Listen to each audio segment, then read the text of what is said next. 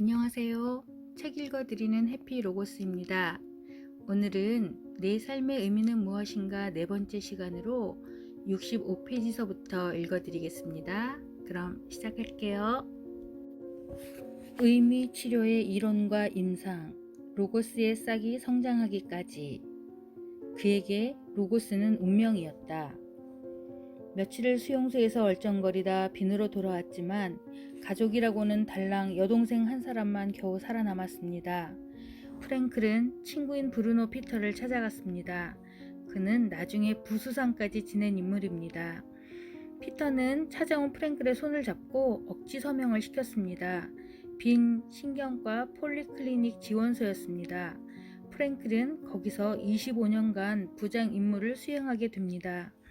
근무가 시작되자 수용소에서 분실한 원고를 복원하는 데 전력 투구합니다.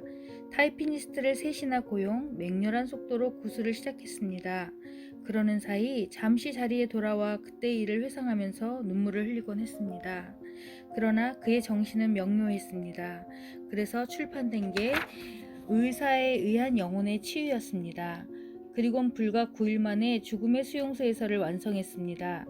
처음엔 자기 이름을 넣지 않기로 했지만 나중에 보증하기 위해서 실명을 해야 한다는 친구들의 설득에 못 이겨 처음으로 빅터 프랭클이라는 이름을 사용합니다. 이 책이 팔릴 것이라고는 생각도 안 했는데 웬걸 전 세계 18개국에 번역 출판되고 단숨에 900만 부가 팔려나갔습니다. 워싱턴 국회 도서관에는 미국에서 가장 영향을 끼친 10권의 책으로 선정, 전시되기도 했습니다. 1947년 42세 되던 해에 같은 해 병원 간호사 에리와 재혼하는데 그녀는 집필, 출판, 강연 동반 등 그의 왕성한 활동에 절대적인 지원을 합니다. 프랭클은 나치스의 잔악행위는 독일인 전체의 책임이라는 데 반대하고 나섰습니다. 사람 나름이라는 것, 자기가 최후에 수용되었던 수용소 소장은 참으로 자비롭고 폭언 한마디 한 적이 없으며 자비로 약을 몰래 사다 먹이는 등 참으로 인간적이었다고 그는 많은 수인들의 도움과 탄원으로 전후 그 수용소 관리인으로 일하게 됩니다. 프랭클은 나치 당원이라고 다 나쁜 사람이 아니라고 주장하며 똑같은 벌을 주는 데는 반대하고 나섰습니다. 나치 당원이었던 한 교수가 눈물을 흘며 당신은 어떻게 그럴 수 있느냐고 프랭클에게 물었습니다. 당신은 못하고 나는 할 수 있기 때문이다. 내 눈으로 직접 보았기 때문에 내 말은 설득력이 있지만 당신 말은 변명으로밖에 들리지 않을 테니 해도 소용이 없다. 나는 할 수 있고 또 해야 하는 게 내 의무요 책임이다. 극렬파 단체에 의해 맹비난을 받으면서 그는 자기 소신을 굽히지 않았습니다. 프랭클은 어린 시절부터 철학적 사색으로 주위를 놀라게 했습니다. 그는 3살 때 의사가 되기로 결심했습니다. 4살 때는 인간의 실존적 고뇌를 자각했으며 중학교 때 정신의학을 공부하기로 결심합니다. 15세에 대학에서 철학 강좌를 합니다. 그는 이즈음 벌써 의미치료는 완성되었다고 수레합니다. 그는 타고난 정신과 의사입니다. 10대에 이미 의미치료의 기초가 마련되었다고 하니 그의 깊은 정신성에 감탄을 금치 못합니다. 한마디로 그는 세기의 천재입니다. 이때부터 그는 프로이트, 아들러, 세라 등과 편지로 교류하기 시작. 그의 원고는 프로이트가 주최하는 국제정신분석저널에 실리기도 했습니다. 나중에 프로이트, 아들러 학설에 준엄한 비판을 가하기도 했지만 그들에 대한 존경심은 평생을 갔습니다. 특히 의미치료는 세라의 영향을 많이 받았습니다. 그 외에도 당시 실존 철학으로 유명한 하이데거, 야스퍼스, 빈스 방거, 마르셀 등과 교류하였으며 그들과 대담 후 다음과 같은 감상을 남겼습니다. 내가 존경하는 이들 대가는 나를 비판할 충분한 위치에 있으면서도 언제나 관용적이고 내 주장을 긍정적으로 보려고 해주었다. 너무 감사하다. 정신분석에 대한 그의 비판은 날카롭습니다. 프로이트가 인간을 단지 성충동에 지배되는 존재로 아들러는 권력지향의 충동에 지배되는 존재로 본 점에 대해서는 아주 비판적입니다. 물론 그걸 전적으로 부인하는 건 아닙니다. 인간에겐 그러한 충동도 있지만 일면만 보고 그게 마치 인간 존재의 전부인 양 단언하는 데에는 문제가 있다고 반박했습니다. 부분을 아는 것으로 전체의 본질을 알 수 있다는 것은 독선성, 심리학주의, 비인격, 비인간적이라고 비판합니다. 프랭클에겐 인간의 본질은 물질의 차원을 넘는 정신입니다. 고민하는 사람이 건강하다. 프랭클을 찾아오는 환자들은 대체로 시대를 앓고 있는 사람들과 사는 기력을 잃은 사람들입니다. 자살, 약물, 울병, 신경증 이런 문제들은 사회적 요인이 크게 작용합니다. 시대가 만들어낸 병입니다. 이들의 고뇌는 현대인 누구나 안고 있는 전형적인 고뇌입니다. 이런 세상에 누가 마음을 앓고 있다고 해서 그것은 전혀 이상한 일이 아닙니다. 하지만 이젠 절대 빈곤이 물러났습니다. 성의 억압도 프로이드가 걱정할 만한 정도도 아닙니다. 권력 지향적인 사람이 없지 않으나 지금은 되게 가정적이고 누구보다 자신이 중요한 시대라 아들러가 걱정하는 시대는 아닙니다. 이렇게 보면 정신적인 문제가 일어날 만한 일이 없을성도 싶은데 앞서 말한 시대를 앓는 병은 더 많아지고 있는 느낌입니다. 도대체 우리들을 고뇌하게 하는 원인은 무엇일까요? 프랭클은 한마디로 인생의 의미나 목적의 상실이라고 잘라 말합니다. 도대체 무엇 때문에 살고 있는 건가? 바쁜 하루 중에 문득 이런 생각이 들 수가 있습니다. 계속 이런 생각에 잡혀 있노라면 맥이 빠집니다. 살 기분도 안 나고 공허감, 허탈감에 빠집니다. 프랭클은 이를 실존적 공허라고 부릅니다. 이 빈 구석을 메우기 위해 먹고 마시고 마약, 섹스, 도박, 충동구매 등 도피적 오락에 빠집니다. 이게 잘 안 되면 자살이나 심한 우울증, 신경증에 빠집니다. 프랭클은 1970년대 쓴 그의 저서 미국을 예로 들면서 자살 미수자의 80%가 사는 의미가 없어 한다고 보고했습니다. 이들은 경제적으로, 사회적으로, 가정적으로도 90% 이상의 소위 상류사회 출신입니다. 그는 이런 경향은 점점 증가하고 있는 실정이며 풍요로운 1990년대에도 소위 허무주의, 무기력, 무감동, 무목적은 줄어들고 있지 않는 것 같다고 말합니다. 요즘 지상에 가끔 등장하는 니트족도 그의 연장선상에 있습니다. 직업도 없고 구하려고 하지도 않고 직업 훈련도 받지 않고 부모 밑에 있는 마치 기생충처럼 빌붙어 살고 있는 청중년들입니다. 취업이 어렵다는 이유만으로는 설명이 안 됩니다. 내가 선마을에서 본 산꾼이 있습니다. 그는 버젓한 직업도 있고 가정도 원만합니다. 누가 봐도 부러운 집안인데 본인은 텅 빈 껍데기 같다고 말합니다. 준비도 없이 산에 오릅니다. 발가락에 심한 궤양 때문에 피고름이 흐릅니다. 걸음걸이도 제대로 안 됩니다. 그는 이때가 가장 마음이 편하다고 합니다. 프랭클도 비슷한 환자 이야기를 합니다. 41세 남자로 전쟁 중일 때는 고민으로부터 해방되어 마음이 편합니다. 그러나 평화 시엔 하는 일도 없고 무언가 텅 빈 느낌으로 괴롭다는 것입니다. 나는 무엇 때문에 살고 있는 건가? 이런 고민에 빠진 사람은 병적이라고 할 수 없습니다. 오히려 인간적입니다. 문제는 고민하는 능력을 잃어버린 사람입니다. 그야말로 구제불능입니다. 외면적으로는 앓고 있는 것처럼 보이지만 인간의 본질은 완전하고 건강합니다. 이걸 자각해야 하는 게 치료상의 열쇠요. 이것이 의미치료의 기본 원리입니다. 인간은 단지 무엇에 불과하다고 일면식으로 정해버리는 심리학, 사회학, 생물학 등에 있어서의 소위 무슨 주의는 결국 인간을 기계나 물로 만들고 사회의 니알리즘, 즉 비관주의를 만연시키게 됩니다. 니알리즘은 이 세계나 인생, 인간의 존재에는 아무런 의미도 목적도 없는 것으로 생각합니다. 겨우 솟아나는 모험심, 용감성 등의 싹을 싹 잘라버리는 행위이며 어차피 난 안 돼 라는 말만 합니다. 니알리즘은 기본적으로 물질적이기 때문에 인간이나 인생의 가치 등을 단순히 얼마의 돈과 지위를 얻었느냐에 따라 결정합니다. 얼마나 행복해지느냐를 돈이나 권력으로 나타냅니다. 이것이 없는 남성은 여자의 부모로부터 거절당하기도 합니다. 사랑보다 돈이나 지위가 우선합니다. 이게 현실인데 그래도 고민이 없다면 이 사람이 정력 문제가 아닐까요? 얼마 전 엄마 죽기 싫어 하며 살려달라는 아이를 안고 그대로 아파트에서 뛰어내려 투신 자살한 엄마의 기사를 읽었습니다. 순간 나는 세상이 캄캄해짐을 느꼈습니다. 같은 하늘 아래 호흡하며 사는 우리에게 어쩌면 이런 일이 일어나게 된 걸까? 나는 며칠 밤잠을 이룰 수가 없었습니다. 깊은 고민에 빠질 수밖에 없었습니다. 하지만 이건 우리 모두가 함께 알아야 할 건강한 고민입니다. 프랭클은 이렇게 말하고 싶었을 것입니다. 로고스의 생명 에너지를 불러 깨우는 기법. 2년 전에 아내와 사별한 후 우울증에 빠진 노 의사가 프랭클을 찾아왔습니다. 사랑하는 사람을 잃은 고독과 상실감으로 삶의 의욕을 잃어버린 늙은 의사에게 프랭클이 묻습니다. 만일 당신이 먼저 죽었다면 어떻게 되었을까요? 안 됩니다. 아내는 이 고통을 감당할 수 없습니다. 그렇죠. 부인은 이 괴로움을 면하게 된 겁니다. 그 괴로움으로부터 부인을 구한 것은 바로 당신이지요. 노 의사는 프랭클의 손을 조용히 잡았다가 물러갔습니다. 사랑하는 사람들 간에는 먼저 죽은 쪽이 남은 고통을 지지 않으면 안 됩니다. 살아남은 자는 먼저 간 자의 괴로움을 구해준 것입니다. 이렇게 살아가는 의미를 자각하는 것만으로도 치료에 이르는 게 의미치료입니다. 아들을 잃고 슬픔에 젖은 엄마가 노승을 찾아왔습니다. 아이가 극락에 갈 수 있을까요? 노승은 주저없이 안 됐지만 아이는 지옥에 갔습니다. 엄마는 놀라서 왜 그럴까요? 아이는 나쁜 짓도 안 했는데요. 노승은 대답했습니다.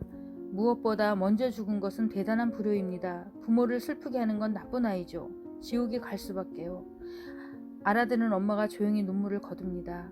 얼른 듣기에는 설교처럼 들리고 지극히 정론을 이야기하고 있습니다. 그러나 인간은 이런 정론만으로는 살 수 없는 게 현실입니다.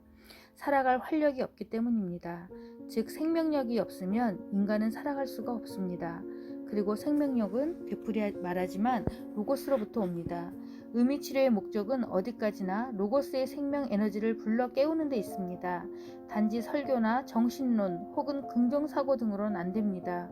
그렇다면 무엇이 로고스를 깨우는가? 지금까지 논의한 것을 요약해보면 용기, 희망, 신앙, 사랑, 미의 체험, 사명감 등이었습니다.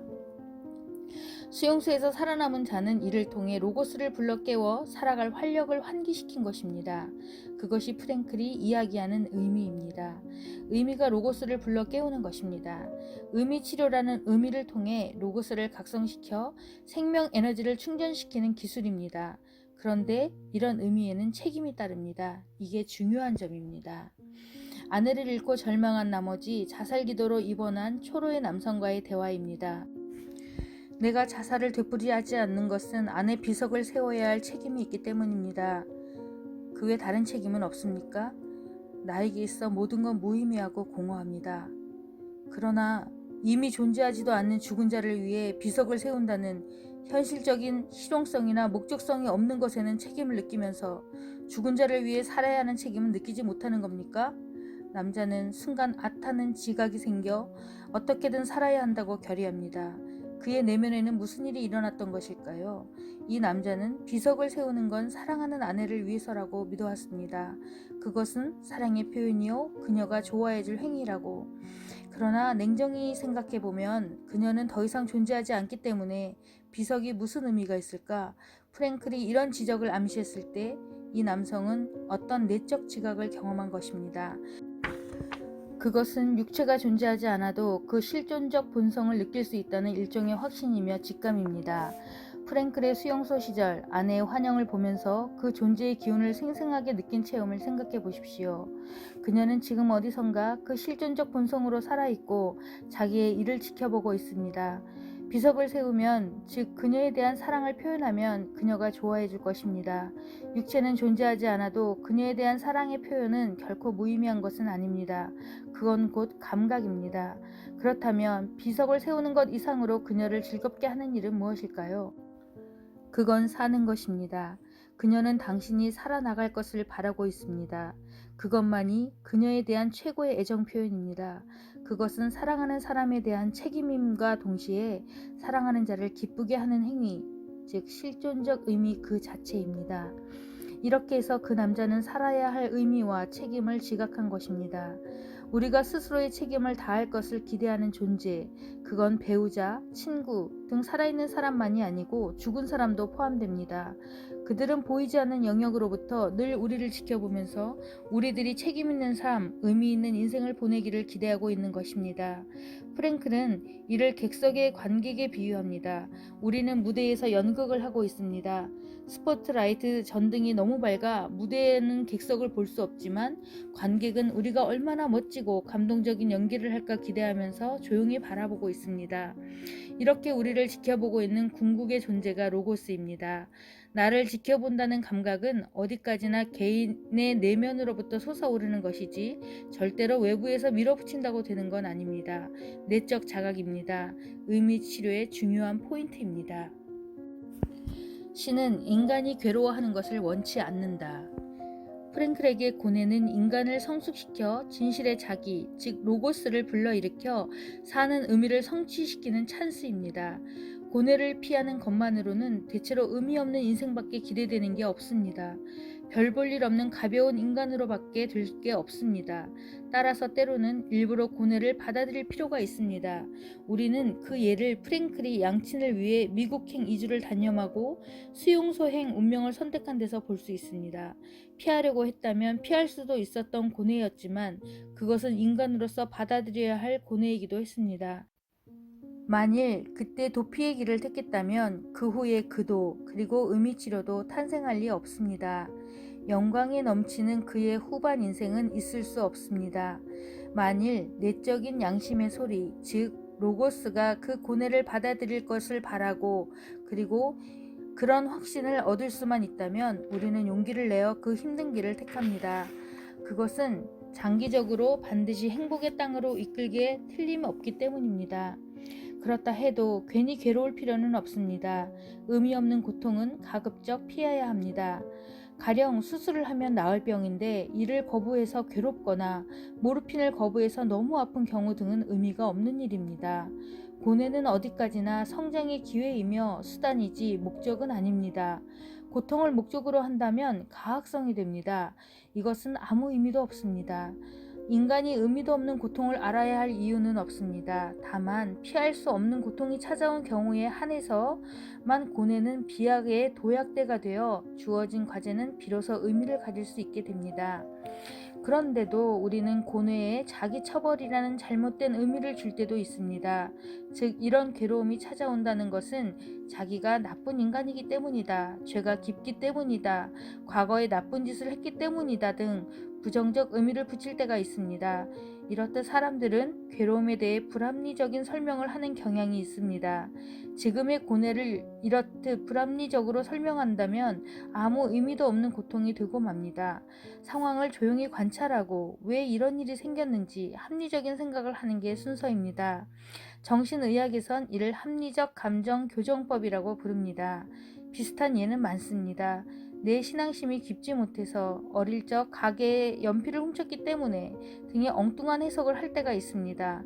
그러나 이런 자기 처벌적 의미 부여는 결국 자기 죄를 깨끗이 씻으려는 괴로움 자체가 목적이 되어 마조히즘과 다를 바가 없이 됩니다. 인도에 가면 고행을 하면 득도를 한다는 오랜 전통에 따라 지금도 피골이 상접한 거짓골로 다니는 사람들을 덜어 보게 됩니다. 신앙이라는 차원으로 본다면 그럴 수도 있겠지만 일반인의 상식으로는 납득이 안 갈 뿐 아니라 신체적으로 큰 병을 앓게 될 수도 있고 사망하는 사람인들 왜 없겠습니까? 일부러 고통을 자초하는 경우와는 달리 어떤 불행이 닥치면 그게 마치 당연한 것처럼 받아들입니다.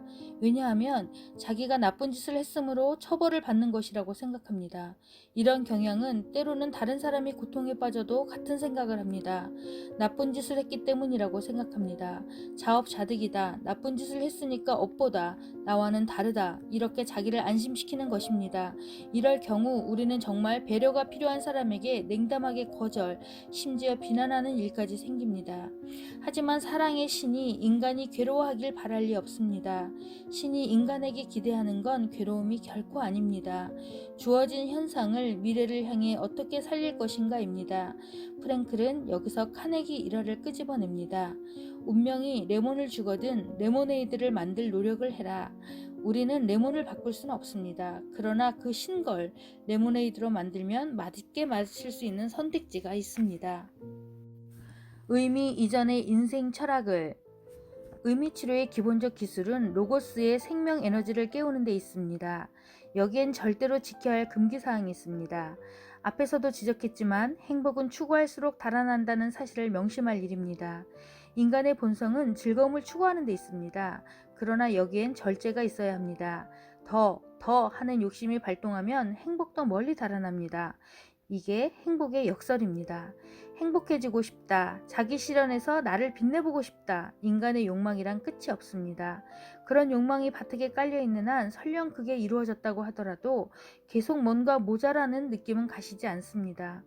우리는 어떤 상태에 있는데 그 결과가 절로 자연 발생적으로 찾아오는 게 행복입니다.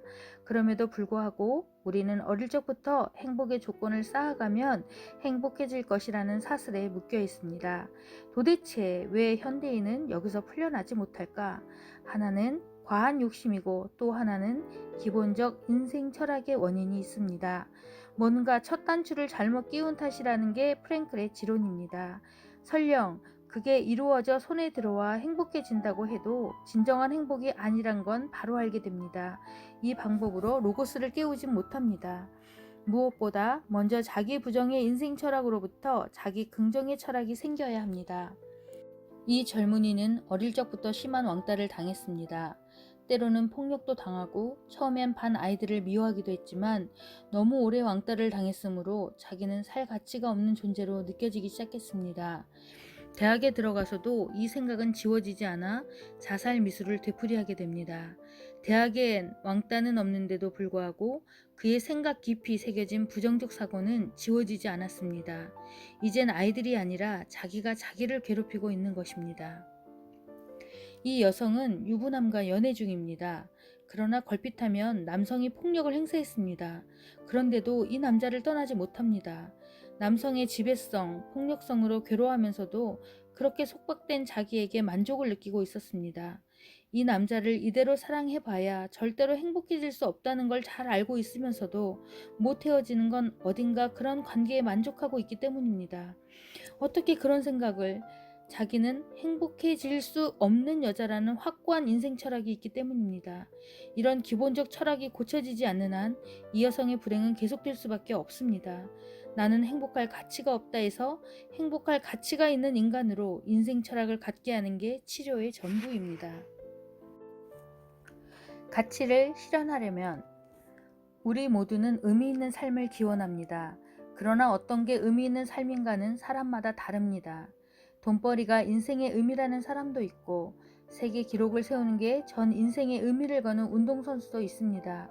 그러나 의미치료에서 말하는 의미란 어디까지나 로고스를 각성시켜 그것에 의해 생명력을 불러일으키는 것입니다.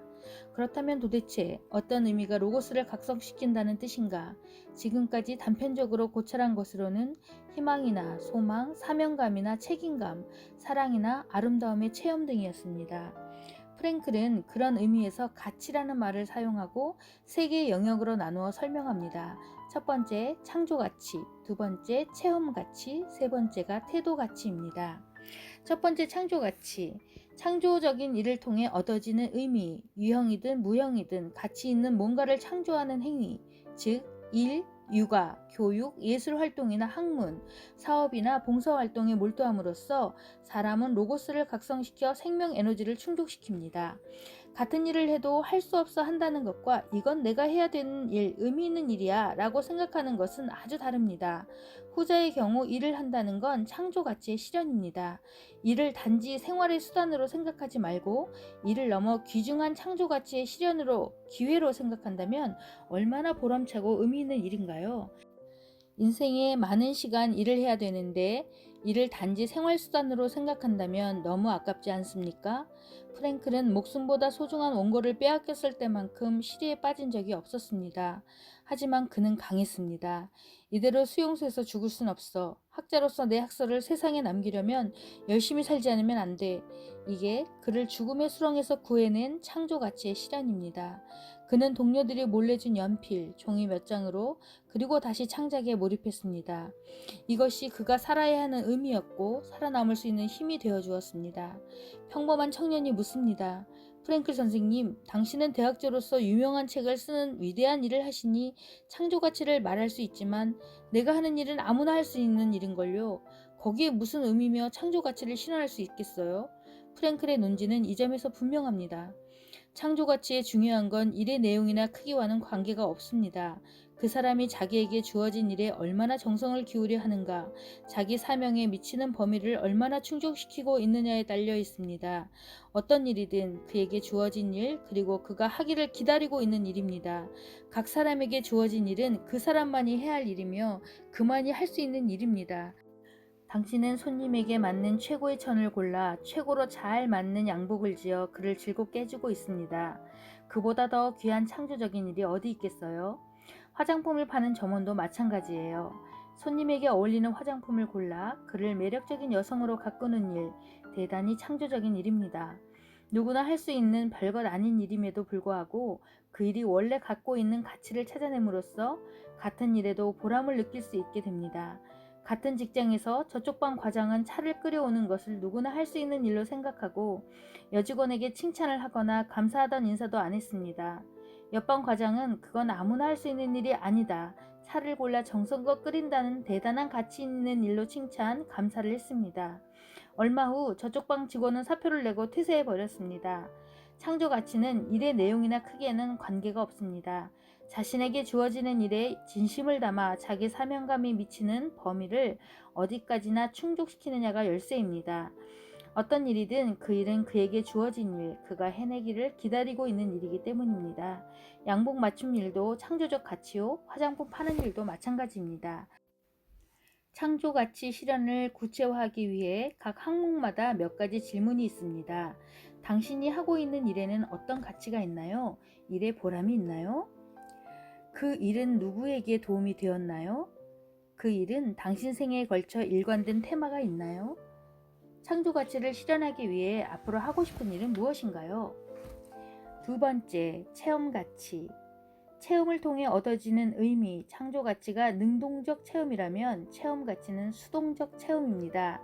체험이나 만남을 통해 얻어지는 즐거움이나 감동, 구체적으로는 자연, 예술, 사랑, 세 개를 들 수 있습니다. 즉 자연이나 예술의 아름다움에 취한다든지 사랑하는 사람과 교류에 의해 로고스를 불러 깨움으로써 생명 에너지를 채울 수 있습니다.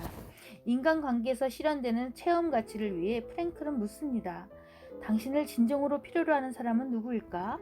그리고 그 누군가를 위해 당신은 무엇을 할 수 있을까? 이 물음에 확실히 대답할 수 있어야 합니다. 그 누군가가 있어야 하고 그를 위해 당신이 할 수 있는 일이 있다면 삶의 의욕이 저절로 끌어오를 것입니다. 그 일을 함으로써 그의 기쁨이 곧 나의 기쁨이 된다면 참으로 아름다운 체험 가치를 경험하게 되는 것입니다. 쉽게는 섹스를 생각할 수 있습니다. 그의 즐거움이 곧 나의 즐거움으로 되는 관계입니다. 물론 이런 체험 가치는 인간관계에서만 이루어지는 것은 아닙니다. 자연체험, 예술체험 등 다양합니다. 단, 그냥 좋다는 것만으로 진정한 태도 가치를 체험했다고 할 수는 없습니다. 바쁘고 피곤한 하루 일과를 마치고 문득 바라본 저녁 노을, 그 황홀함에 나도 몰래 끌려 그대로 호수 속으로 빠져들어갑니다. 꽃피는 6월, 시베리아 벌판, 우리의 기차는 끝없이 펼쳐진 지평선으로 사라집니다. 달밤, 보스턴 심포니를 정원에 누워 듣는 순간 정말이지 이 모두는 소름이 끼치는 감동입니다. 마치 이 순간을 위해 내 인생이 있어야 했던 것 같습니다. 이런 지고의 체험은 어디서나 쉽게 할 수 있는 일도 아닙니다. 이 순간을 위해서라면 죽어서 좋겠다는 절대 체험입니다. 그야말로 무아지경에 빠집니다. 음악과 내가, 자연과 내가 하나가 되는 순간입니다. 그럼으로써 자신이 우주적 존재임을 자각하게 됩니다. 당신의 체험가치 발견을 위한 노트. 당신이 평소 별 생각 없이 만나는 사람과의 관계 속에 실은 대단한 가치가 있을 수 있습니다. 당신의 경우는 어떤가 생각해 보세요. 당신이 만나고 있는 사람들, 가족, 동료, 연인, 친구, 이들과의 관계는 어떤 가치가 있을까요? 그것은 누구에게 어떤 모양으로 도움이 되고 있나요? 당신이 그를 위해 할 수 있는 일은 무엇이죠? 행여 어느 한쪽이 상대에게 종속되어 있는 듯한 관계에 있다고 하면 그 관계를 개선하고 서로 자신을 중요하게 생각하는 관계로 되기 위해 당신은 무엇을 할 수 있나요? 상대 때문이라고 책하지 말고 자신이 할 수 있는 일이 무엇일까요? 상상이라도 좋습니다. 당신을 진심으로 필요로 하고 있는 사람, 진심으로 무언가를 해줄 수 있는 사람이 있다면 그는 누구인가요? 그의 이미지를 떠올려 보세요. 그는 어디에 있으며 어떤 일을 하고 있는 사람인가요? 그는 당신에게 무엇을 바라고 있나요? 당신은 그를 위해 무엇을 할 수 있나요? 세 번째, 태도 가치. 운명, 고뇌에 대해 모범적인 태도를 취함으로써 얻어지는 의미, 창조 가치나 체험 가치로 얻어질 수 없는 절망적 상황에도 모범이 되는 생각이 솟아나는 고결한 태도를 취함으로써 달성이 되는 의미입니다. 그러나 태도 가치를 이해하기란 쉽지 않습니다. 여기엔 프랭클의 철학의 진수가 포함이 되어 있어 그 자신도 여러 각도에서 논하고 있습니다. 그가 자주 말하는 이 사람의 예를 들어보겠습니다. 광고 디자이너인 젊은 남성은 악성 척추 종양으로 수족이 마비되고 디자이너로서의 활동을 못하게 됩니다. 이 시점에서 창조가치 추구는 끝이 납니다. 그러나 그는 독서나 라디오를 통해서 훌륭한 음악을 감상하거나 다른 환자와의 교류를 통해 체험 가치를 실현할 수 있습니다. 그러나 병이 진행되면서 책을 들 수도 없고 음악을 들을 수도 없게 됩니다. 체험 가치마저 완전히 박탈된 상태입니다. 결국 최후를 만나게 된 날 그는 주치 프랭클에게 부탁합니다. 고통을 줄일 모르핀을 지금 주세요. 그러면 밤중에 선생님을 안 깨워도 될 테니까요. 프랭클은 주위 사람에게 폐를 끼치지 않으려는 그의 태도를 높이 평가합니다. 이게 태도 가치입니다. 프랭클은 이렇게 매듭짓고 있습니다. 그가 아프지 않았더라면 세계가 놀랄 창조를 했을 것이다. 죽음을 눈앞에 둔 그가 보여준 배려적 태도는 칭찬받아 마땅하다. 하지만 이런 의미의 실천으로 정말 로고스가 눈뜰 수 있을까? 태도 가치에는 이런 의문이 생길 수 있습니다. 창조 가치나 체험 가치는 그 자체가 즐겁고 충실한 것이라면 어떤 의문도 생겨날 리 없습니다. 의미 등을 물을 필요도 없을 정도로 즐거움에 몰두될 수 있습니다. 그러나 태도 가치에선 자기가 괴로워도 모범적이고 고결한 행위를 실천해야 하는 것, 그리 쉬운 일은 아닙니다. 위선일 수도 있고 과시일 수도 있습니다. 마음 바닥에도 무리라는 생각이 들 수도 있습니다. 이런 상황이라면 로고스가 각성될 리 없습니다. 역시 자신이 즐거움에 넘치지 않는 한 진정으로 마음 바닥으로부터 태도 가치를 실행하기는 어려울 것입니다. 모범적으로 괴로움을 참고 견디며 모범적으로 죽는다는 건 불가능에 가까운 일입니다. 여기서 의미란 도대체 무엇인가를 다시 한번 생각해 보지 않을 수 없습니다. 반복하지만 프랭클이 말하는 의미란 로고스를 각성시키는 그 무엇인가입니다. 창조 행위라든가 자연사랑, 미의 체험이 바로 그 의미라는 것. 그러면 왜 이런 의미에 의해 로고스가 눈 떠질까요? 앞에서 언급했지만 진실로 의미 있는 행위에 몰두하고 있을 때 우리는 거기에 의미가 있는가를 묻지는 않습니다. 사람은 그럴 때 자기를 잊고 대상과 하나가 됩니다. 가치 있는 일에 열중하고 있을 때, 사랑하는 사람과 교류하고 있을 때, 아름다운 자연이나 훌륭한 예술을 접하고 있을 때 사람은 자기 자신을 잊어버립니다. 즉 무아의 경지에 빠져 있습니다. 창조 가치나 체험 가치가 왜 의미가 되느냐 하면 결국 그런 행위가 자기라는 의식도 있게 하는 것, 자기를 잊는 것, 즉 무아의 경지를 프랭클은 자기 초월이라고 부릅니다. 그리고 자기 초월이야말로 인간의 진짜 모습이라고 말합니다. 프랭클은 앞장에서도 강조했지만 인간의 실존적 본질은 자기 초월에 있다고 했습니다. 한편 우리의 궁극의 본질은 로고스였습니다. 이걸 함께 생각해보면 자기를 잊을 때 사람은 로고스에 가까워지고 있습니다. 이것이 로고스의 각성입니다.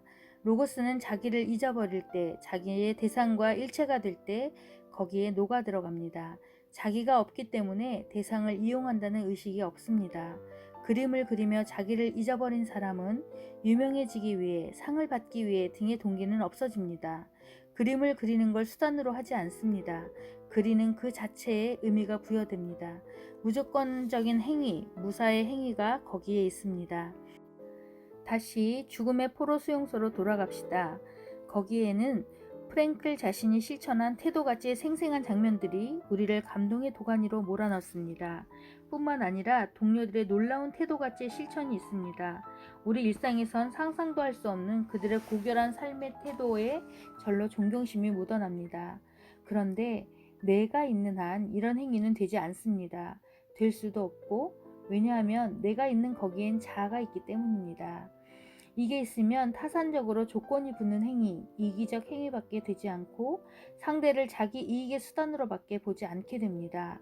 자아는 일종의 장벽이어서 상대와 일체화될 수 없습니다. 여기서 수용소에 살아남은 자 생각을 다시 한번 해봅시다. 그들이 궁극의 절망의 끝에 본래의 자기로 태어났다는 걸 우리는 보았습니다. 이것이야말로 태도의 가치, 상황 그 자체가 아닌가요? 즉 태도 가치란 고뇌와 절망을 통해 자아가 소멸되고 자기에 초월하여 본래의 자기, 즉 로고스에 접근된 자기가 태어난 것입니다. 그리고 그런 사람은 본래의 자기, 로고스를 표현하는 즐거움에 넘칩니다. 로고스는 사랑이므로 사랑을 표현하는 즐거움에 넘치게 됩니다. 사랑은 무조건이라는 전제가 있기에 그 즐거움은 어떤 외적 상황에도 좌우되지 않고 확립됩니다. 아무리 절망적이라고 해도 내면에서 솟아오르는 즐거움이 넘치면서 사랑하는 행위를 실현할 수 있게 되는 것입니다. 이게 태도가치의 실현입니다. 공허감을 메우려면 유명인들의 자살이 신문지상에 날 적마다 그런 사람이 왜 죽을까 하는 생각을 하게 됩니다. 여기서 말하는 그런 사람이란 사회적으로 성공한 사람입니다. 재벌이 되었다거나 사회적 지위가 높은 사람, 요즘은 연예계, 스포츠계에 이름을 날리는 아이돌, 누구나 부러워하는 소위 인기인들입니다. 그런 사람들이 왜 그런 극단적인 선택을 하는 걸까? 우리네 상식으로는 이해가 안 됩니다. 그렇게 못돼서 앙탈난 사람, 그렇게 못되기에 절망의 늪에서 허우적대는 사람, 신문엔 안 나지만 이런 사람들도 자살을 합니다. 그런데 주위 사람들은 이들의 죽음엔 납득이 가는 반응들입니다. 그렇게 힘든 형편이라면 죽을 수도 있겠다는 생각입니다. 우리는 여기서 사회적 성공, 행복에 대해서 다시 한번 생각해 보게 됩니다. 이 점에서 프랭클의 논조는 아주 분명합니다. 인생의 행복과 성공을 좌표로 그려 설명하고 있습니다. 충족이란 정신적 충실감이요, 절망은 실존적 공허감 상태입니다. 이걸 보면 외적 성공이나 실패에 관계없이 충족되는 사람도 있고 절망하는 사람도 있습니다. 사회적으로 성공한 소위 승리팀이지만 실존적으로는 절망 상태에 있는 사람은 좌표 우하에 속합니다. 사회적으로 실패한 소위 패배자여도 실존적으로 충족한 사람은 좌표의 좌상에 속합니다. 지위나 부가 있는 사람이 공허감으로 고민에 빠지거나 노이로제에 걸려 자살하는 비극이 일어나는 건 수직 좌표가 절망의 위치에 있기 때문입니다. 이것은 행복과 거리가 멉니다. 이렇게 보면 행복을 결정하는 기준이 되는 건 수지축이 아닐까? 라는 생각이 듭니다. 우리는 성공만 하면 충족된다고 잘못 생각하고 있습니다.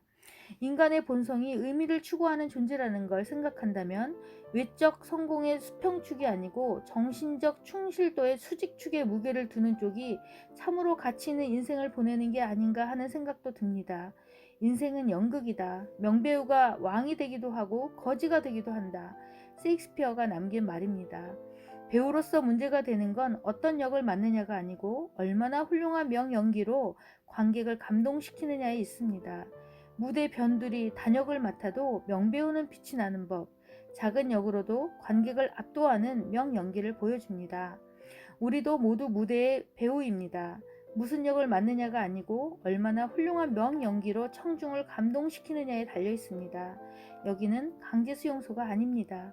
하지만 누구나 심각한 좌절감에 빠질 수도 있고 직장에서, 가정에서, 그리고 내 건강에도 문제가 생겨 살 희망도 즐거움도 다 사라지고 깊은 나락에 빠질 때도 있습니다. 하지만 프랭클은 냉담한 어조로 말합니다. 그런 고뇌라면 자아, 허구의 자기의 고통에 지나지 않습니다. 그럴 때야말로 자기를 잊고 자기 초월할 수 있는 찬스입니다. 참으로 길고도 힘든 나날이었습니다. 한 발자국도 더 옮길 힘이 없고 갈 길은 아직 멉니다. 세상이 캄캄합니다. 그래도 가야 합니다. 멈추지 말아야 합니다. 이윽고 그 어둡고 긴 터널을 빠져나왔을 때의 통쾌한 환희, 해냈다는 자부심은 하늘을 찌릅니다. 삶에 대한 태도, 인생에 대한 가치도 완전히 바뀝니다. 나도 할 수 있습니다. 어떤 역경이 닥쳐도 헤쳐나갈 수 있습니다. 울컥 눈물과 함께 내 속에서 우러나오는 환희의 순간, 그것은 쾌락적 감정과는 전혀 차원이 다른 즐거움입니다. 지루한 장마 끝에 검은 구름이 걷힌 하늘에 흰 구름을 보는 것 같은 그런 맑은 즐거움입니다. 당신이 아직 이런 순간을 맛볼 기회가 없었다면 아직 나이가 어려 철이 덜 들었었거나 아니면 인생 헛살았다고밖에 할 수 없습니다. 현대인의 공허감을 충족시켜주는 건 이런 순간입니다. 아무리 성공하고 명성을 얻고 경제적으로 부유해도 거기서 얻은 기쁨으로는 현대인의 공허감을 채워줄 수 없습니다. 실존적 공허감, 모든 게 충족되었는데도 마음 한구석에 텅 빈 데가 있습니다. 자기 내면을 들여다보면 뭔지 모를 쓸쓸함이 있습니다. 무엇 때문에 이렇게 열심히 일했는데 정말 이래야 하는 걸까? 뭔가를 해야 이 빈자리가 메워질 것 같다. 그 쓸쓸함을 메우기 위해, 숨기기 위해 일, 술, 도박, 마약, 계속 뭔가를 추구해 봅니다. 그 자극으로 자신을 마비시킵니다. 이게 모든 중독의 배후에 깔려있는 근원적인 문제입니다. 도대체 인생은 무엇 때문에 있는 건가? 무엇 때문에 사는 건가? 누구도 합리적인 설명을 하지 못합니다.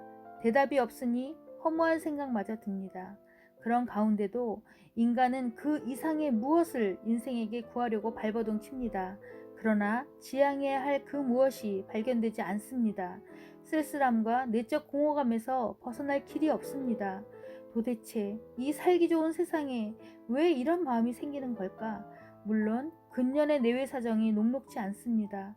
여기서 길게 늘어놓지 않아도 사람들은 막연히 위기감을 느끼고 있습니다. 누굴 믿어야 할까? 정부 살림도 연금도 넉넉하지 않습니다. 그리고 우리 주변을 둘러싼 강대국의 새싸움에 새우등이 터질 것도 같은 이 현실, 생각할수록 암울하고 절망에 가까운 한숨이 나올 수밖에 없습니다.